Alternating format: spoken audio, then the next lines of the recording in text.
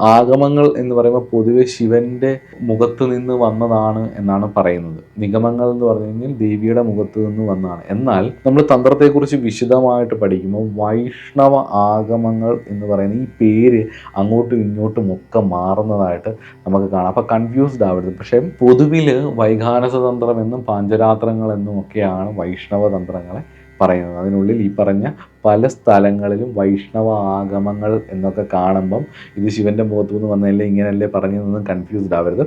ചിലയിടങ്ങളിൽ ഈ തന്ത്രം എന്നുള്ള പേരും അതുപോലെ തന്നെ ഈ ആഗമങ്ങൾ എന്നുള്ള പേരും ഒക്കെ അങ്ങോട്ടും ഇങ്ങോട്ടും വരുന്നുണ്ട്. ഈ തന്ത്രം എന്നുള്ള പേര് പലപ്പോഴും വരാൻ ഉള്ളൊരു കാരണം എന്ന് പറയുന്നത് അത് ഉത്ഭവിച്ച് വന്നത് എന്നുള്ളൊരർത്ഥത്തിലും ഈ ആഗമങ്ങൾ എന്ന് പറയുന്നതും ആഗമിച്ച് വന്നത് എന്നുള്ളൊരർത്ഥത്തിലും അതിനൊരു ഓഥറില്ല. ഇപ്പം വേദം ഇവിടുന്നാണോ, അനാദിയാണ് അതിലെ അറിവുകൾ എന്ന് പറയുന്ന പോലെ തന്നെ തന്ത്രം എന്ന് ഇവിടെ ഈ ഗ്രന്ഥങ്ങളെക്കുറിച്ച് പറയുമ്പോൾ ഉദ്ദേശിക്കുന്നത് ഒരു ഓഥറില്ല.